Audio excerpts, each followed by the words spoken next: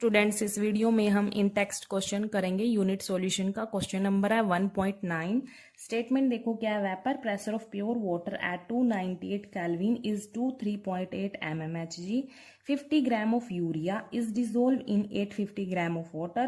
Calculate the vapour pressure of water for this solution and it's relative lowering. तो यहाँ पर हमारे पास pure water given है, 850 ग्राम pure water है और उसका वेपर प्रेशर गिवन है यहाँ पर 3.8 mmHg। अब क्या किया, 50 ग्राम यूरिया को 850 ग्राम ऑफ वाटर में डाल दिया। मतलब इस वाटर में, इस प्योर वाटर में अब क्या किया, 50 ग्राम यूरिया डाल दिया। यूरिया क्या है, हमारे पास नॉन वोलेटाइल सोल्यूट है। 50 ग्राम डाल दिया, ठीक है। अभी क्या हुआ, ये सॉल्यूशन बन गया। यहाँ पर सोल्यूट प्लस सोलवेंट क्या होता है, सॉल्यूशन होता है, ठीक है। तो हमें क्वेश्चन में प्योर वाटर का तो वेपर प्रेशर गिवन था। अब क्या बोला उन्होंने, जो सॉल्यूशन बना है ना 50 ग्राम यूरिया डाल के, इस वाटर में 50 ग्राम यूरिया डाल के जो सॉल्यूशन बना है उसका हमने वेपर प्रेशर निकालना है, ठीक है। तो यही बोला है, calculate the vapour pressure of water for this solution. मतलब इस सॉल्यूशन में देखो यहाँ पर जो ये यूरिया है ये नॉन वोलेटाइल है, तो इस सरफेस पर यूरिया के मॉलिक्यूल्स भी होंगे। मतलब नॉन वोलेटाइल यूरिया के मॉलिक्यूल्स भी होंगे और सोलवेंट के मॉलिक्यूल्स भी होंगे। अब आपको पता है कि जो नॉन वोलेटाइल सोल्यूट होता है वो उसके वेपर्स नहीं बनते, वेपर प्रेशर क्रिएट नहीं होता नॉन वोलेटाइल सोल्यूट की वजह से। यहाँ पर इस सॉल्यूशन में सिर्फ किसकी वजह से वेपर प्रेशर क्रिएट होगा, सिर्फ सोलवेंट की वजह से ही यहाँ पर वेपर प्रेशर क्रिएट होगा। सोलवेंट क्या है, यहाँ पर वाटर है। यहाँ पर बोल सकते हैं कि इस सॉल्यूशन में जो भी वेपर प्रेशर क्रिएट हो रहा है वो किसकी वजह से हो रहा है, वाटर की वजह से हो रहा है, ठीक है। तो यहाँ पर इस सॉल्यूशन में, इस सॉल्यूशन का जो भी टोटल वेपर प्रेशर होगा वो किसकी वजह से होगा, वाटर की वजह से होगा। इसीलिए हम ये लिख सकते हैं कि सॉल्यूशन का vapour pressure equals to water का वेपर प्रेशर, ठीक है। ये वाटर का वेपर प्रेशर किस में है, सॉल्यूशन में ही है ये वाटर का वेपर प्रेशर, ठीक है। और प्योर वाटर का तो हमें गिवन है। अब देखो यहाँ पर मैंने यहाँ पर लिख दिया है कि जो हमारे पास सॉल्यूशन में दो कंपोनेंट है, ए और बी। कंपोनेंट ए क्या होगा, हमारे पास वाटर, कंपोनेंट बी क्या होगा, यूरिया। और हमारे पास प्योर वाटर का वेपर प्रेशर दे रखा है, ये भी लिख दिया है। एक्चुअल मास है जो यूरिया का वो कितना है, 50 ग्राम है, और एक्चुअल मास ऑफ वाटर कितना है, 850 ग्राम है। अब हम यहाँ पर फॉर्मूला अप्लाई करेंगे।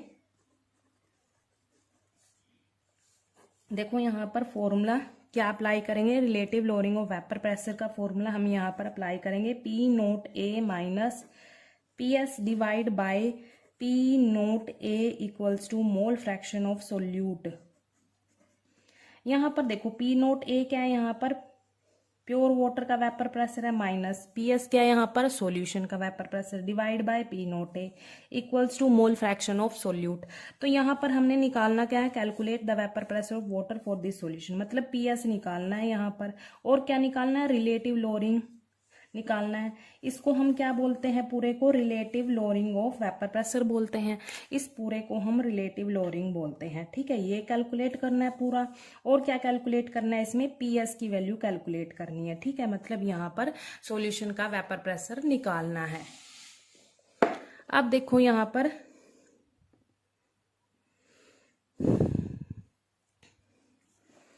अब यहाँ पर हमें एक्चुअल मास तो दे रखा है यूरिया का भी और वाटर का भी। इनका हम मोलिकुलर मास निकाल लेते हैं। पहले यूरिया का निकाल लेते हैं। यूरिया का फॉर्मूला क्या होता है, NH2CONH2। यहाँ पर क्वेश्चन में भी दिया हुआ है, ठीक है। तो नाइट्रोजन का यहाँ पर मोलर मास कितना होगा, 14 प्लस यहाँ पर इसका 2, हाइड्रोजन का, कार्बन का 12 प्लस ऑक्सीजन का 16 प्लस नाइट्रोजन का कितना होगा, 14 प्लस यहाँ पर हाइड्रोजन का 2। तो इनको हम सम करेंगे, इनका कितना आ जाएगा हमारे पास, ये 60 ग्राम पर मोल आ जाएगा यहाँ पर। ऐसे ही हम वाटर का निकाल लेंगे। हाइड्रोजन का 2, ऑक्सीजन का 16, तो 18 ग्राम पर मोल। ये हमने मोलिकुलर मास भी निकाल लिया यूरिया और वाटर का, ठीक है।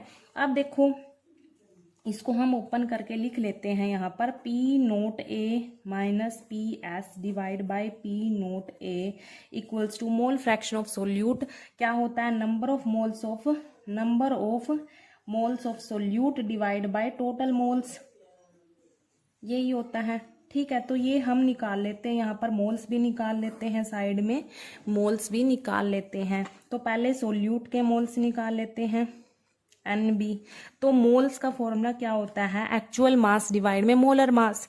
एक्चुअल मास कंपोनेंट B क्या था हमारे पास, यूरिया था, और एक्चुअल मास यूरिया का कितना है, 50 ग्राम है, डिवाइड में यूरिया का मोलर मास आ जाएगा, क्योंकि मोल्स का फॉर्मूला क्या होता है, एक्चुअल मास डिवाइड में मोलर मास। ठीक है, तो हम इनको सोल्व करेंगे, ग्राम से ग्राम कैंसिल हो जाएगा, और इसको सोल्व करेंगे तो क्या आएगा हमारे पास, 0.833 मोल आ जाएगा। ये हमारे पास मोल्स आगे किसके, सोल्यूट के। ऐसे ही हम मोल्स किसके निकाल लेंगे, कंपोनेंट A के। कंपोनेंट A क्या था हमारे पास, वाटर था।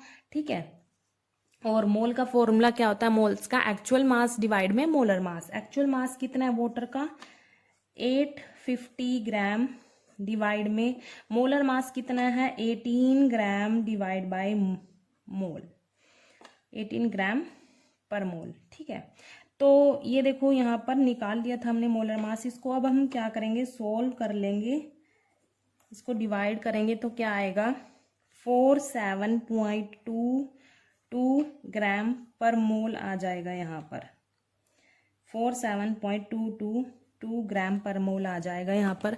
तो हमने दोनों के मोल्स निकाल लिए, सोल्यूट के भी सोलवेंट के भी। ठीक है, NB और NA की वैल्यू हमने यहाँ पर निकाल ली। तो यहाँ पर इस फॉर्मूले में हम इसको पुट करेंगे। यहाँ पर देखो P0A minus PS divide by P0A। पहले हम यही निकाल लेते हैं, relative lowering of vapour pressure, क्योंकि इस पूरे को ही हम क्या बोलते हैं, relative lowering of vapour pressure बोलते हैं। वो किसके इक्वल होता है, मोल फ्रैक्शन ऑफ सोल्यूट के इक्वल होता है। तो यहाँ पर जो हमने मोल्स निकाले दोनों कंपोनेंट के, वो वैल्यू हम यहाँ पर पुट कर देते हैं। NB देखो क्या है, 0.833 मोल है। NA क्या है, 47.222 मोल, प्लस NB क्या था, 0.833 मोल। इनको हम सॉल्व करेंगे यहाँ पर, P0A minus PS divide by P0A। देखो इसको इसका सम करेंगे इधर, 0.833 मोल डिवाइड में इन दोनों का सम करेंगे तो क्या आएगा, इन दोनों को सम करके 48.055 मोल आ जाएगा यहाँ पर सम करके। अब ये मोल से मोल कैंसिल होगा, और इसको फर्दर डिवाइड करेंगे तो कितना आएगा, फर्दर डिवाइड करके 0.0173 आ जाएगा। कितना आएगा, 0.0173 आ जाएगा यहाँ पर। मोल से मोल कैंसिल हो जाएगा। तो हमारे पास जो relative lowering of vapour pressure है, मतलब ये जो पूरा relative lowering of vapour pressure है वो किसके इक्वल था, मोल फ्रैक्शन ऑफ सोल्यूट के इक्वल था। ठीक है, और इसकी वैल्यू हमने निकाल ली है। तो यहाँ पर ये निकल गया, relative lowering of vapour pressure किसके इक्वल आया हमारा, 0.0173। एक तो क्वेश्चन हमने सोल्व कर लिया। दूसरा क्या था, calculate the vapour pressure of water for this solution.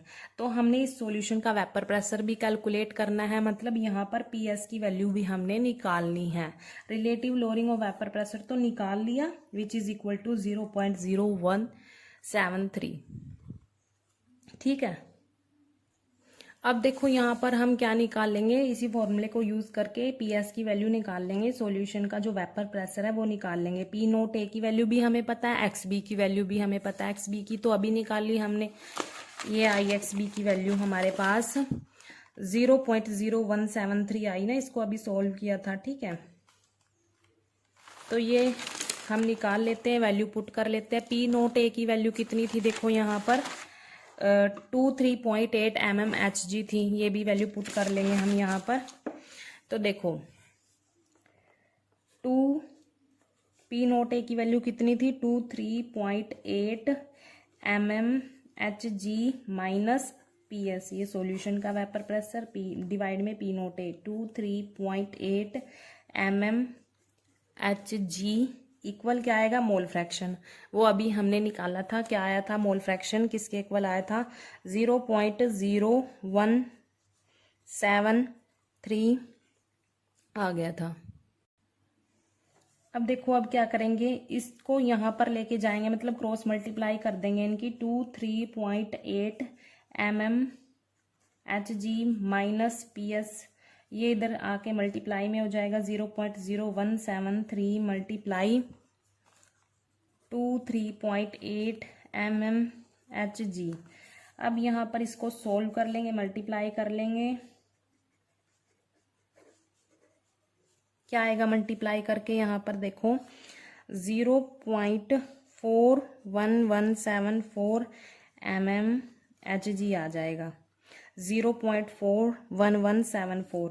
इसको हम अप्रोक्सीमेट लिख लेते हैं 0.412, क्योंकि यहाँ पर ये देखो 7 है जो 5 से बड़ा होता है ना, तो नेक्स्ट वाले डिजिट में 1 ऐड कर देते हैं अगर लास्ट वाला डिजिट 5 से बड़ा हो तो, ठीक है। तो अप्रोक्सीमेट 0.412 आ जाएगा यहाँ पर 23.8 mmHg माइनस PS, ठीक है। अब क्या करेंगे, हमने तो ये सॉल्यूशन का वेपर प्रेशर निकालना है, तो इसको एक साइड रखेंगे और इन टर्म को एक साइड रखेंगे। यहाँ पर देखो ये माइनस PS ऐसे इस टर्म को उधर लेके जाएंगे, इधर प्लस में है तो उधर माइनस में हो जाएगी। 412 माइनस 23.8 mmHg। यहाँ पर अब इसको सॉल्व करेंगे तो हमारे पास कितना आएगा, यहाँ पर माइनस 23.39 आ जाएगा, यहाँ पर 23.39 mm। यहाँ पर ये mmHg में था ना, ये यूनिट चल रही थी साथ में, तो mmHg, ठीक है। अब माइनस से माइनस कैंसिल होगा तो हमारे पास सॉल्यूशन का वेपर प्रेशर आ गया 23.39 mmHg, ठीक है। ये हमारे पास सॉल्यूशन का वेपर प्रेशर आ गया। और जो सॉल्यूशन में वेपर प्रेशर क्रिएट हो रहा था वो किसकी वजह से हो रहा था, टोटल वेपर प्रेशर किसकी वजह से हो रहा था, सिर्फ वाटर मतलब जो सोलवेंट था ना उसी की वजह से वेपर प्रेशर क्रिएट हो रहा था। नॉन वोलाटाइल सोल्यूट की वजह से कोई भी वेपर प्रेशर क्रिएट नहीं हो रहा था। तो हम यहाँ पर बोल सकते हैं कि ये वेपर प्रेशर है वाटर का इन सोल्यूशन। तो यहाँ पर लिख लेते हैं vapour pressure of water in solution, ठीक है। तो ये वेपर प्रेशर है वाटर का इन सॉल्यूशन में कितना 23.39 mmHg।